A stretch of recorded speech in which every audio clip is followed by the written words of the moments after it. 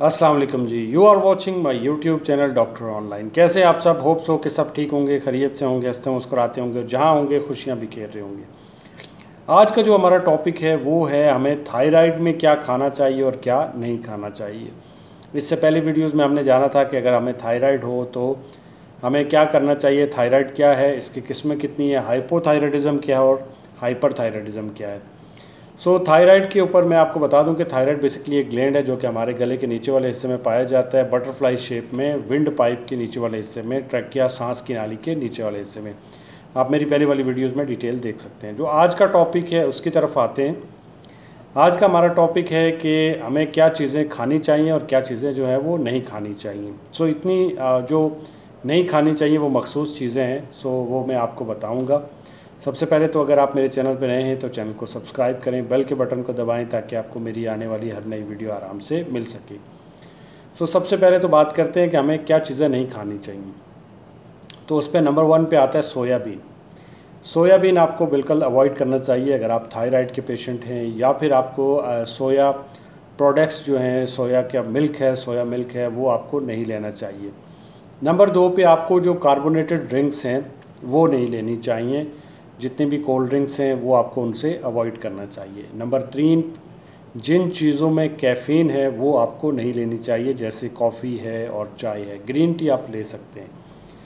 और इसी तरह आपको जिन चीज़ों से अवॉइड करना चाहिए उनमें आती है गोभी। गोभी आपको नहीं लेनी चाहिए, चाहे वो फूल गोभी है, बंद गोभी है, उनसे आपको मुकम्मल अवॉइड करना है। इसी तरह आपको जो नहीं लेना चाहिए वो है रेड मीट। रेड मीट आपको नहीं लेना चाहिए। ये थी कुछ चीज़ें जो आपको, अगर आप थायराइड के पेशेंट हैं तो आपको नहीं लेनी चाहिए। इसी तरह आपको जो चीज़ें लेनी चाहिए उनमें आता है नंबर 1 पे दही। दही जो है उसमें होते हैं प्रोबायोटिक्स, और साथ में उसमें जो आयोडीन होता है वो हाइपोथायराइडिज्म के पेशेंट के लिए बहुत अच्छा होता है। कोशिश करें कि रोज़ाना जो है कम से कम एक दही जो है वो लाजमी लें। इसी तरह आप जो है वो कोकोनट ऑयल यूज़ कर सकते हैं, बहुत ज़बरदस्त है। उसमें ओमेगा फैटी एसिड होते हैं जो कि आपकी, अगर आपको थायराइड है तो उसके लिए बहुत अच्छा है। आपको अपनी डाइट के अंदर जो है कोकोनट ऑयल को लाजमी इस्तेमाल करना चाहिए। कोकोनट का आप पानी भी पी सकते हैं, नारियल का पानी भी पी सकते हैं, वो भी बहुत अच्छा होता है। इसी तरह जो है आप जैतून का तेल इस्तेमाल कर सकते हैं खाने में, और वो भी बहुत अच्छा है, आप उसको इस्तेमाल कर सकते हैं अगर आप जो है वो थायराइड के पेशेंट हैं।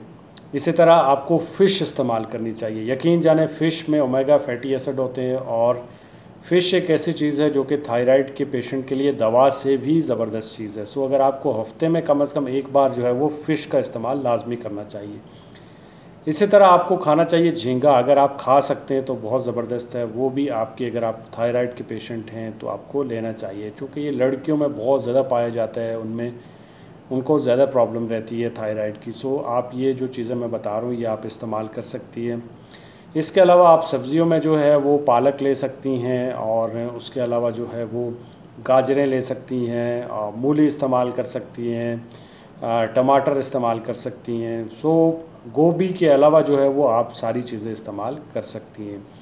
ग्रीन वेजिटेबल्स को अपनी डाइट में ऐड करें, और ऐड करने के बाद जो है आपको होप्स हो कि ये इससे बहुत ज़्यादा फ़ायदा होगा और आपकी जो प्रॉब्लम है वो भी हील होगी इंशाल्लाह। अल्लाह हाफ़िज़।